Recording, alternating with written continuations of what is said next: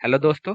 आज हम गीक्स और गीक्स का problem of the day median in a row wise sorted matrix का सॉल्यूशन डिस्कस करेंगे। तो चलते हैं प्रॉब्लम स्टेटमेंट देखते हैं।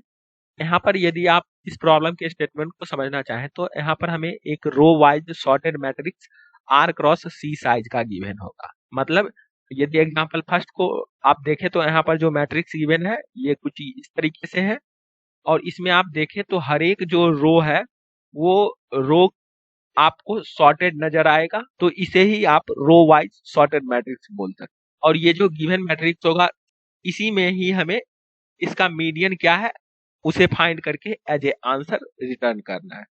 और एक स्टेटमेंट ये जो गिवन है आर और सी का जो वैल्यू होगा वो ऑलवेज ऑड होगा। ये कुछ टेस्ट केस के लिए इस प्रॉब्लम में सही नहीं है।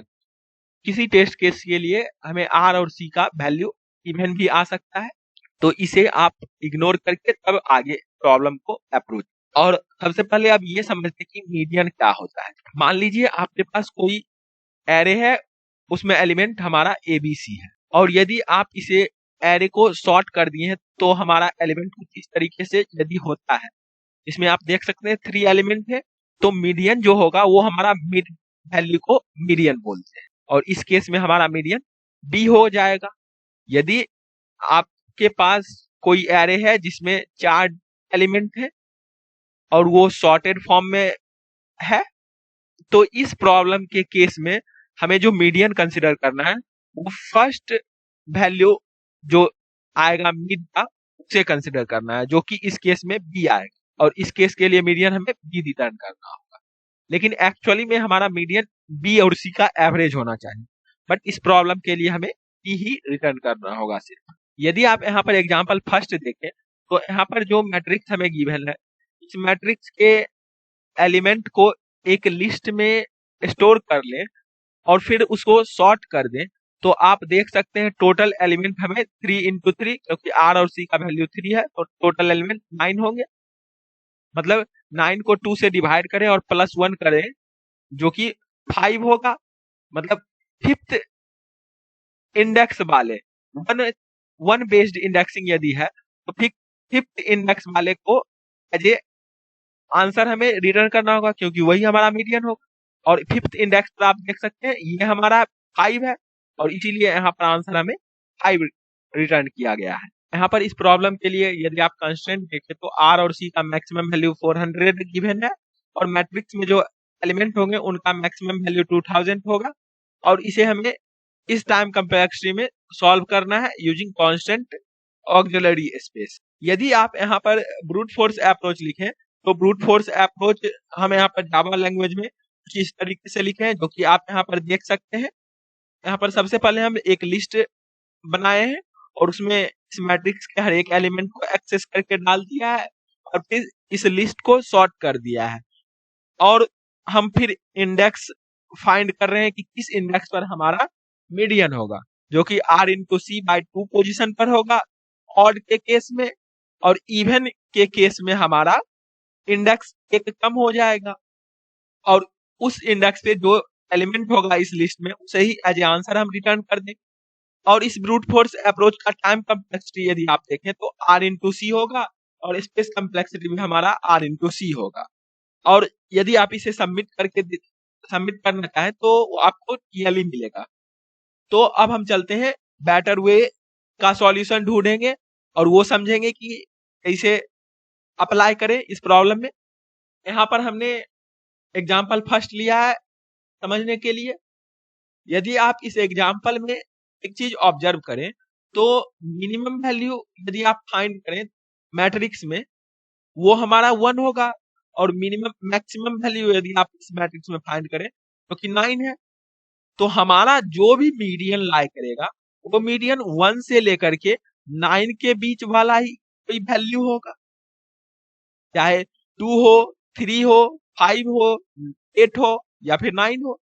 इसी में कोई एलिमेंट हमारा मीडियन हो सकता है, और ये इसमें कौन होगा ये हम यदि फाइंड कर ले तो वही हम आंसर के फॉर्म में रिटर्न कर सकते हैं। और ये हम कैसे फाइंड कर पाएंगे, ये हम इजिली फाइंड कर सकते हैं। जैसे यदि आपको ये कोई बता दे कि इस गिवन मैट्रिक्स में 2 के कॉरस्पॉन्डिंग इस एम मैट्रिक्स में 2 से लेस या फिर 2 के कितने एलिमेंट एग्जिस्ट करते हैं, क्योंकि आपको जो मीडियन बताना है उसमें लेफ्ट में जो एलिमेंट होते हैं और राइट में जितने एलिमेंट होते हैं सॉर्टेड फॉर्म में, उन दोनों का फ्रीक्वेंसी इक्वल होता है इस दोनों पोजीशन पर, और बीच में जो आएगा उसे ही एज ए आंसर रिटर्न करना होता है। मतलब इस भर कितना फ्रीक्वेंसी का एलिमेंट होगा, r into C by two. Odd के केस में मतलब r into C by two element यदि 2 से less than equal to exist करता है तो अगला जो एलिमेंट इस मैट्रिक्स एम में एग्जिस्ट करेगा जिसके लिए हमें frequency r into C by two से ज्यादा हो जाए, वही हमारा आंसर होगा, जो कि इस पोजीशन वाले एलिमेंट के लिए होगा, और वो हमारा वैल्यू 1 से 9 के बीच में ही लाई करेगा। इसीलिए हम ऐसा अप्रोच लगाए। जैसे यदि आप यहाँ पर इस टेबल को देखें तो हमने 1 to 9 नंबर लिखा है, जो कि 1 से लेकर के 9 तक हमारा नंबर लाइन से डिनोटेड है होगा, और उसके कॉरस्पॉन्डिंग हम टोटल फ्रीक्वेंसी इस गिवन मैट्रिक्स में फाइंड किए हैं कि इस एम में नंबर जो है उससे लेस देन या फिर उसके बराबर कितना एलिमेंट एग्जिस्ट करता है, और वो हम इजिली फाइंड कर सकते हैं। वो यदि आपको मान लीजिए किसी नंबर 4 के लिए फ्रीक्वेंसी फाइंड करना है इस एम में कि उस 4 से कितना एम में एलिमेंट ऐसा है जो कि लेस देन या फिर इक्वल है, और ये हम हर एक रो के लिए कोई बता दे आपको कि हर एक रो में 4 से लेस देन या फिर इक्वल टू कितने एलिमेंट एग्जिस्ट करते हैं, और उन सभी का यदि एडिशन आप कर दें तो वही टोटल फ्रीक्वेंसी इस एम में हो जाएगा, जो कि यहाँ पर देख सकते हैं 4 के लिए हमारा 0th इंडेक्स वाले रो में 2 एलिमेंट है जिनका वैल्यू 4 से स्मॉलर है। इस रो में यदि आप देखें तो यहाँ पर सिर्फ एक एलिमेंट 2 है जो 4 से स्मॉलर है, और यहाँ पर भी सिर्फ 3 है जो 4 से स्मॉलर है, तो इसीलिए हमने 2 + 1 किया है और टोटल फ्रीक्वेंसी 4 आ गया है हमारा। सिमिलरली आप हर एक के लिए यहाँ पर देख सकते हैं, और ये जो हम फाइंड कर रहे हैं फ्रीक्वेंसी हर एक रो में, ये इजिली कर सकते हैं यूजिंग बाइनरी सर्च। वो कैसे? इसे मान लीजिए आपको कोई एरे है और उसका एलिमेंट आपको 1 2 2 3 4 गिवन है, और आपको फाइंड करना है इस एरे में 2 से लेस देन या फिर 2 के बराबर कितने एलिमेंट एग्जिस्ट करते हैं, और ये जो एरे गिवन है आपको सॉर्टेड फॉर्म में गिवन है, तो आप इजिली कह सकते हैं जिस पोजीशन पर 2 का लास्ट वैल्यू एग्जिस्ट करेगा उस पोजीशन तक को आप कंसीडर कर ले, वही हमारा फ्रीक्वेंसी हो जाएगा 2 से लेस या फिर इक्वल एलिमेंट का। और जब आपको ये फ्रीक्वेंसी मिल जाएगा, इस फ्रीक्वेंसी में आप यहाँ पर ऑब्जर्व करें तो ये देख सकते हैं फ्रीक्वेंसी भी हमारा इंक्रीजिंग ऑर्डर में है।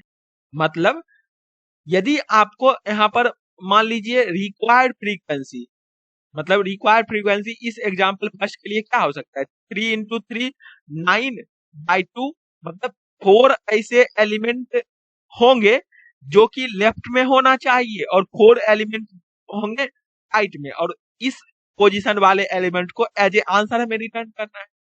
या फिर ये बोले हम हमारा जो आंसर होगा वैसे एलिमेंट आंसर हो सकते हैं जिनका फ्रीक्वेंसी इस एम में 4 से ज्यादा हो, और वो होंगे जो सबसे मिनिमम पोजीशन पर हो, जो कि ये होगा, और इसका फ्रीक्वेंसी 4 से ज्यादा है।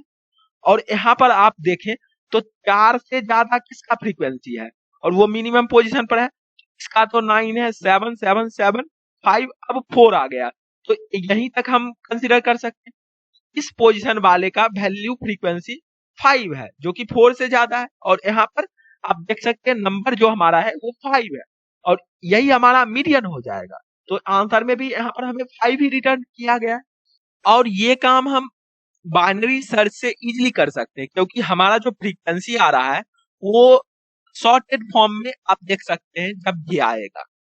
और बाइनरी सर्च यदि हम ये जो 1 से 9 तक लाई कर रहा है नंबर, इस पर अप्लाई करें और हर एक टाइम आप देखेंगे कि बाइनरी सर्च में मिड पोजीशन का फ्रीक्वेंसी फाइंड करेगा। और यदि फ्रीक्वेंसी हमारा जो रिक्वायर्ड फ्रीक्वेंसी है उससे लेस आता है तो हम आगे बढ़ाएंगे अपने रेंज को, इस पॉइंटर को आगे इंक्रीज करेंगे, नहीं तो इस पॉइंटर को पीछे डिक्रीज करेंगे। और ज्यादा जिस केस में आएगा उसी टाइम हमें पीछे डिक्रीमेंट करना होगा, और उस पोजीशन पर जो आया है ज्यादा फ्रीक्वेंसी रिक्वायर्ड फ्रीक्वेंसी से, उसे एज ए आंसर भी हम कंसीडर कर सकते हैं। तो ऐसा ही लॉजिक हम अपने कोड में इंप्लीमेंट करेंगे। तो चलते हैं, अब हम कोड देखते हैं। यहाँ पर सबसे पहले हम जावा कोड डिस्कस करेंगे। यहाँ आप देख सकते हैं हमने सबसे पहले लो और हाई वैल्यू फाइंड किया है, जो कि हमारा ये 1 और 9 इस केस के लिए आना चाहिए। इसी पर हमें बाइनरी सर्च लगाना है और ये हमें मिनिमम और मैक्सिमम वैल्यू होंगे इस मैट्रिक्स एम में, और वो हम मिनिमम लो होगा और मैक्सिमम हाई होगा। मिनिमम हमारा लेफ्ट कॉलम में जो एलिमेंट होगा उसी का कोई एलिमेंट मिनिमम सबसे होगा इस एम का, इसलिए हम यहाँ पर देख सकते हैं minimum matrix of I of 0 में सबसे मिनिमम जो है उसे कंसिडर किया है और लो में उसको कंपेयर करके रख दिया, और हाई जो कि मैक्सिमम ऑफ एम है और वो हमें इस मैट्रिक्स के लास्ट कॉलम जो होंगे उसका वैल्यू कोई हो सकता है। तो इसलिए यहाँ पर matrix of I of C-1 को कंपेयर किए हैं हाई से, और जो मैक्सिमम वैल्यू होगा उसे हाई में रखेंगे।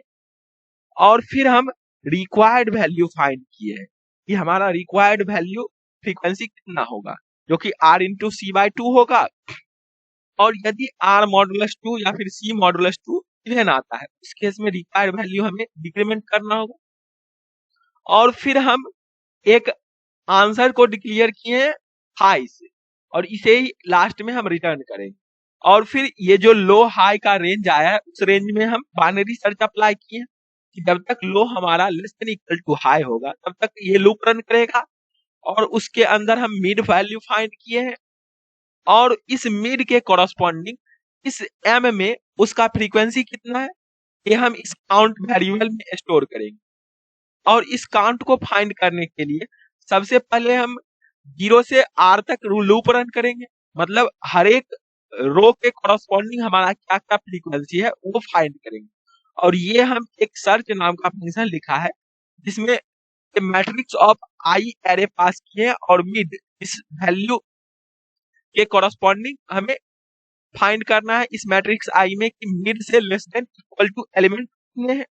जो कि यहाँ पर आप देख सकते हैं सर्च फंक्शन हमारा कुछ इस तरीके से वर्क करेगा। इसमें एरे ए और भी वैल्यू हमारा आया है, यहाँ पर इस एरे ए में भी से लेस देन इक्वल टू कितने एलिमेंट है वो ये फंक्शन हमारा रिटर्न करेगा। और इसके लिए हम बाइनरी सर्च इस एरे के 0th इंडेक्स से लास्ट इंडेक्स तक रन करेंगे, और आंसर को हमने -1 से इनिशियलाइज पहले कर दिया है। और जब तक हमारा low less than equal to high होगा तब तक हम ये लूप रन करेंगे, और फिर मिड फाइंड करेंगे इस लो रेंज के कॉरस्पॉन्डिंग। और सबसे पहले हम चेक करेंगे कि क्या हमारा ए ऑफ मिड जो है वो भी से स्मॉलर है। इसे आपको 1 2 2 3 3 4 में 2 से less than equal to element कितने हैं ये यदि फाइंड करने होते थे तो आप यहाँ से यहाँ तक रन करेंगे बाइनरी सर्च और कंपेयर करेंगे। यदि मान लीजिए इस पोजीशन पर हमारा मिड आया है तो इस पोजीशन पर आप क्या करेंगे, देखेंगे कि 3 हमारा जो है वो भी जो थ्रेशोल्ड वैल्यू भी 2 है इस केस में वो 3 से स्मॉलर है, तो हमारा रेंज इधर आ जाएगा। मतलब इस पोजीशन से इस पोजीशन तक ही सिर्फ हमें बाइनरी सर्च अप्लाई करना होगा। वही हम यहाँ पर अपडेट कर रहे हैं, लो को मिड +1 से अपडेट कर दिया है यदि हमारा A of mid less than equal to भी है तो, और नहीं तो बड़ा है जो कि ये वाला केस है, उस केस में हाई को हम डिक्रीमेंट कर रहे हैं जो कि मिड -1 होगा, और लास्ट में आंसर +1 हम करके रिटर्न कर देंगे। तो इधर से हमें इस सर्च में इस मैट्रिक्स ऑफ आई रो में मिड से लेस देन इक्वल टू कितने एलिमेंट है ये आ जाएंगे, और फिर चेक करेंगे कि क्या हमारा count less than equal to required value जो था उससे आ रहा है। यदि रिक्वायर्ड वैल्यू से स्मॉलर आएगा तब तो लो को हमें आगे बढ़ाना होगा अपने रेंज को मिड प्लस वन, और नहीं तो रिक्वायर्ड वैल्यू से काउंट हमारा ज्यादा या ज्यादा आ रहा है, उस केस में तो सिंपली हमें आंसर को भी अपडेट करना होगा मिड से, और आंसर जो छोटा होगा उससे, और हाई को हमें डिक्रीमेंट करना होगा, और लास्ट में इसी आंसर को हमें रिटर्न करना होगा। तो इस कोड को सबमिट करके देखते हैं और देखते हैं कि क्या ये रन होता है।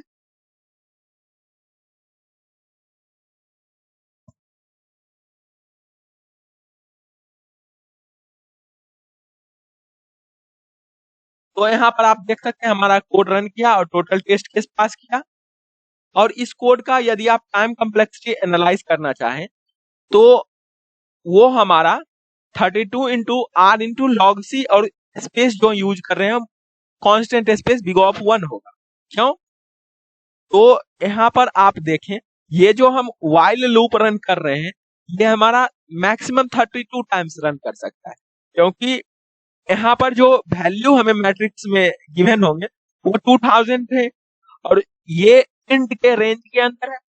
एक्चुअली हम देखें तो 32 भी नहीं होगा, लॉग ऑफ 2000 होगा कांस्टेंट फैक्टर, और उसके अंदर हम आर टाइम्स ये लूप रन कर रहे हैं तो इनटू आर, और इसके अंदर फिर हम सर्च फंक्शन यूज कर रहे हैं जो कि लॉग ऑफ मैट्रिक्स ऑफ आई का लेंथ होगा, इसीलिए लॉग ऑफ सी हो जाएगा।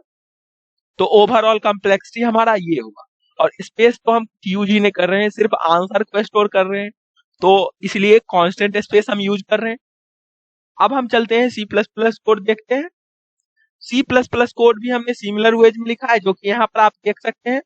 इसमें भी हमने एक सर्च फंक्शन लिखा है जो कि सिमिलर वर्क परफॉर्म करेगा, जो कि जावा में वर्क कर रहा था कि इस ए वेक्टर में भी वैल्यू से लेस देन इक्वल टू कितने वैल्यू है उसका फ्रीक्वेंसी बताओ, और फिर ये जो मीडियन फंक्शन गिवन है उसे कंप्लीट करेंगे जो कि सिमिलर वेज में हमने लिखा है। इस लैंग्वेज में भी हम सबमिट करके देखते हैं और देखते हैं कि क्या ये रन होता है कोड।